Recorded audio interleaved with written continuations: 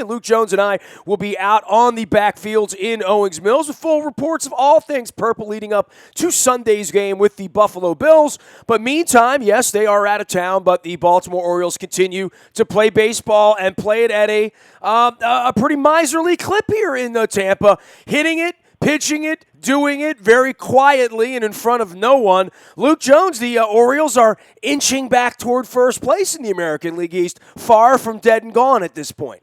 Yeah, we've talked about it over and over. How many times have we asked, are they done? Is this the point where they, kind of fall out of it? And we've seen them fall as far as 4 games back in the division, but they go to Tampa and suddenly they've won 2 straight down in St. Petersburg, and big-time contributions from Manny Machado, Chris Davis homering 2 nights in a row, and 24 games to go. The Orioles are now 1 game out in the AL East. Boston and Toronto now tied for first place, with the Blue Jays losing a wild one in the Bronx and Boston beating San Diego out west. Buckle up, to borrow the expression from a couple years ago.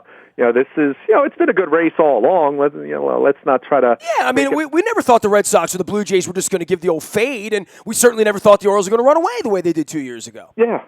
So, this has just been really entertaining. We know the Orioles are flawed, but Boston's flawed. Toronto has its flaws as well, and this is really, really exciting now as we're getting down to the final 3.5 weeks or so. Who knows who's going to win at this point when you're talking about 1 game separating 3 teams and you have 24 games to go. We talked about it the other day. This is small sample size territory, so it's all a matter of not just who can get hot, but who can go nuts for 3.5 weeks. Can someone go a crazy stretch in terms of a record to try to pull this thing out? It feels that way. If anyone's going to try to get any separation at all, you're going to have to do that because all 3 of these teams seem to be rising to the occasion, despite Toronto losing the last couple nights. And the Yankees are 4.5 out and hanging around. Hey, well, somebody's going to do a lot of losing because they play each other, Exactly. So, that's all you could ask for as this thing really starts to ramp up over the next couple of weeks is, we're scoreboard watching. We want to know what they're doing, but when we're playing each other, like last week when Toronto was here, like this weekend when you're playing Detroit. Hey, I talked to one of the reporters in Pittsburgh about the Steelers this week because obviously we're getting ready for football this weekend, and that's on the mind too. And, you talk about burying yourself. The Pirates fought pretty valiantly, and they haven't won in a week and a half, and they're done, right? That's how it ends for you. It ends tragically when you lose for a week in a row in early September. Nobody's doing that in the American League East, and there's no pedigree here to say that any of these teams are going to go on one of those 2-7s to bury themselves. It feels like they're going to go neck and neck, and I have a prediction. When they play each other, one's going to win the first game, the other one's going to win the second game, and then we're going to see how it goes. Yeah, it really has that feel that no one's going to pull away because every time we've seen something where, remember, Toronto was really hot there for a while. The Red Sox have had their stretches. The Orioles more so in the first half of the season. Remember, the Yankees aren't done. Yeah, they're not. But, getting back to the Orioles on Tuesday night, they go up against Jake Odorizzi, who, I don't know if you took a look at his stats in the second half. This is a guy who quietly has pitched really, really well for a woeful team. And what we expected out of him. He is their sort of Gaussman guy, right? He's one of their better pitchers, yeah. And the Orioles hang a 6th spot on the board in the 4th inning, a big 2-run double from J.J. Hardy, and then Machado busts it wide open with the grand slam to left center. And, Yovani Gallardo, for all the hand-wringing, and so much of it's justified. This guy has not pitched well this year. He's been a disappointment. Gives up the home run to lead off the game, and you're thinking, here we go again. Right. And, 5 innings. It wasn't great, but he gave up one earned run, 1 unearned run. You'll take that at this point from him. The expectations aren't exactly high, but he didn't get blown out, didn't get knocked out of the game real early, and gave the Orioles a chance to win. And certainly the bats took advantage in the 4th inning, and they busted it wide open. So all in all, a really good night at the Trop in front of, I think it was friends and family. At 12,000 people. I know some reporters were talking that they said it might be the smallest crowd they've had all year, but regardless, the Orioles take care of business. And hey, we talked about this at the start of this road trip, and we know it's not going to get easier going to Detroit and Boston, but you got to take care of the Rays. I mean, this is a bad baseball team. 21 games below 500. You can't afford to go down there and lose 2 out of 3, certainly.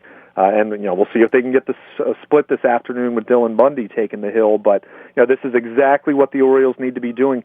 On the road, they got to win series. They got to start winning games on the road if they want to be a team that's left standing at the end of this month. Well, that's all they got left. Luke Jones joining us here. We will be monitoring all things Ravens this week. We're going to be out in Owings Mills, but obviously watching the Orioles as they get a little bit of rest. They go to Detroit and are very, very thickly in this race. Luke, whenever there's a game on from the Trop now, first off, there's no one there, right? So let's start with that ever. And when we were there last year on the tour, there was no one there. And my wife threw the first pitch that night from in front of the mound.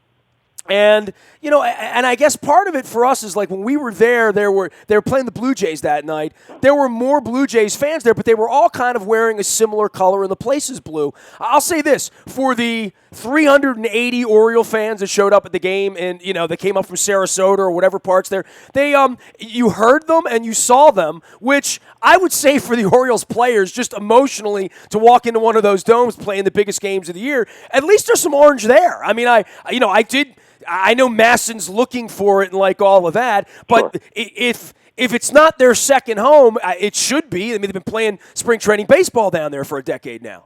Yeah, and Buck talks about this a lot, and he's trying to be polite, but it's clear there's no atmosphere whatsoever at the Trop. I mean, there just isn't. As much as we talk about attendance in Baltimore, God, I love going to games there too. It's stupid, but but I don't hate it like that. And anybody I know that ever goes there for an Oriole game, my friend Joe Enoch took his family. It's like.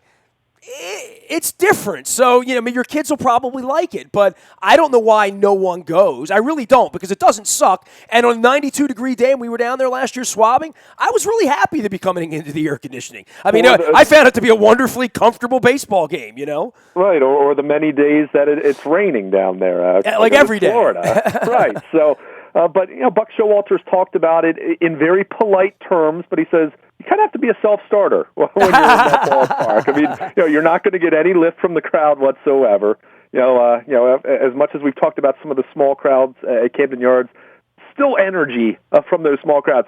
You never hear energy, at least as it translates on TV. Ever since they threw a Holler and Harry out behind home plate, remember him? Right, exactly. I watched the game with him once during the Free the Birds era. I sat with him behind the plate. He held a Free the Bird sign for 9 innings, and he was screaming at Markakis that night. Markakis was like a rookie. It was like 06. It was a long time ago. And he was, Nicky, baby! And you could totally hear it on TV. So, we miss him. Yeah, no doubt about it. That's going to be my retirement. I'm going to go to Tampa, become a Rays fan, and become the new Holler and Harry behind home plate. There you go. That's a second career, I'd be good at it. Then you just bring back the nasty Nestor moniker. It would fit really well for that kind of a role. I'll do that when Joe Madden goes back and manages there.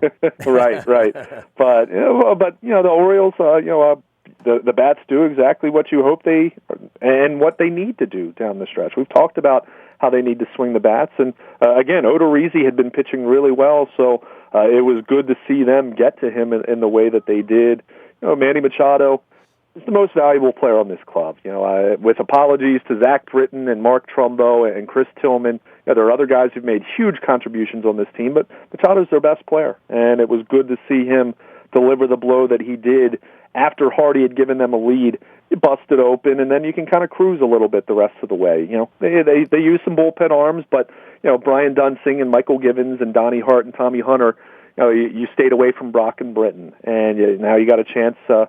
Should still have a rested, fresh, relatively fresh bullpen for the finale here, and then go into the off day, and then big series in Detroit. So it doesn't get any easier, but you like your chances with Dylan Bundy going to the Hill this afternoon. I wonder if they're flying directly to Detroit or whether they're going to stay one extra day in Tampa Bay. I mean, I find that to be fascinating on a getaway day, that they're stuck going to Detroit and having 2 days off pretty much in Detroit and then getting into the weekend. Gausman, Miley, Jimenez this weekend, Fulmer, Zimmerman, and Norris. This afternoon it is Bundy and Smiley. It's a 1:10 game. So click it on, get it on. Luke and I are going to be out in Owings Mills. Anything you want to say on the Ravens and John Harbaugh off a Tuesday? Because it is a quick swing day here as the baseball sort of stops for a couple of days and we ramp up for this football game. Yeah, and John Harbaugh didn't mince any words, didn't try to spin anything that happened with the Justin Forsett situation, he said, I think it was pretty self-explanatory. It was clear he didn't want to get into too much of the minutia, but he made it very clear that, hey, this was some roster maneuvering that we did in order to keep Matt Elam and Carl Davis in play for the potential designation to return. Now, I'm still skeptical whether it'll be either of them because who knows what other injuries they might sustain. Are they okay with Elam? I mean, there's a word that Elam was getting better. Did you see that? Well, I mean, he looked better. He did. Well, I mean, he got on the field. Arthur Brown didn't, right? I mean, if you don't get on the field, that speaks volumes to what the coaches think about you. And in some cases, you get on the field because they ain't got anybody else. And that's another reason people were getting on the field in the 5-11 team, right? Yeah, and I think the one thing with Matt Elam that made him a little more intriguing this year than the last couple of years, and look, I've been as disappointed in Matt Elam as anyone, but they've talked a lot about using the dime package a lot more, and we've seen Anthony Levine in that dime, kind of lining up as a linebacker, but still having duties of a defensive back. Matt Elam was another guy working in that spot in the dime package. So, they keep him in play potentially to bring him back. I don't know if that'll be the guy that they choose, but they give themselves a couple more options here. And I asked John Harbaugh point blank, I said, were you guys prepared for the possibility that another team could come calling and give Justin Forsett, a little more lucrative offer than anyone would have thought? And he would have left, and Harbaugh acknowledged that, we understood that. And he even quoted, no guts, no glory. If you're trying to make a move, sometimes you have to take a risk. And, we talked about this the other day. I mean, could they have picked someone else, another veteran like Chris Carter or, even Ryan Mallett to do the same exact thing? Yeah, they could have, but, I do wonder if there was some small message also being sent to Justin Forsett to say, hey, we've got these other young running backs that, if you're not amenable to doing this, or if you do decide to sign somewhere else, we'll be okay. Yeah. So, whether they're right about that or not, they were certainly willing to send that message, and they ended up signing him to the same exact deal. They did throw in a $100,000 incentive if he eclipses his rushing total from last year, which he has a chance to do. I don't know if it's a great chance given the fact that they have Terrence West and they're going to have Kenneth Dixon back in the picture, but at least they gave him a little something. Otherwise, you'd kind of ask, why would you do this, man? But again, at the end of the day, they appeared at least willing to take the risk, even if it wasn't a great risk of him walking away and joining another team. So, beyond that, we heard a little bit from Devin Hester. Certainly we'll be getting that sound out to you on AM 1570. But, Devin Hester, healthy. He's going to be their kick and punt returner. We'll see if they get him involved in the offense a little bit here and there as the year goes on, but certainly he's going to be their guy. And, I asked John Harbaugh about Jeremy Butler, the guy that many fans were up in arms about him being released. Harbaugh said that might have been their most difficult cut, but he acknowledged flat out that it came down to special teams, came down to needing a kick returner. So Jeremy Butler out, Devin Hester in, and we will see how that works out. But, certainly those were the key nuggets from John Harbaugh's press conference on Tuesday. And certainly as we get into the rest of the week, we'll hear from the big players at the podium, the Joe Flacco, Steve Smith, Terrell Suggs, those guys. I'm looking forward to it, man. It's football. This is like the real thing this week, right? Like this is when, when you get in the car and you go out there. Same thing with the players, real game plan going on here. I've been talking to people in Buffalo all week, Luke, and obviously, and the one thing I've said to them, and I'll say it to you and I'll say it again when we really preview this later on in the week, if the Ravens were to lose to the Bills on Sunday, it starts to feel like it's not a good look for the Ravens this year. That would be a very, very bad tell to start the season for me. I totally agree, and that's not to say that if they win, that means that they're going to be great either. Correct, but they have to win if they're going to be good. If they have any hope of being a 10-win team, this has got to be a win. Yeah, and we talked about this a little bit. Certainly, the reporters from Buffalo can get into way more detail about it, but this has been a tumultuous offseason and training camp for the Bills. Lots of injuries. Lawson, Ragland, they've lost some guys for the injury, or for the season. They've lost some guys for an extended period of time. They've cut some guys. They've had some guys suspended. They've had a lot go on. And, that's a team that certainly showed promise last year, but, didn't, ultimately wasn't good enough to make it to the postseason. So it's going to be interesting. I mean, certainly, the storylines are interesting, from Rex Ryan to Tyrod Taylor to Ed Reed coaching in their secondary now. Even though we're not scheduled to hear from him, it would have been interesting to hear him on the conference. Did we ever hear from Ed Reed? I mean, when Ed Reed wanted us to hear from him, we did, right?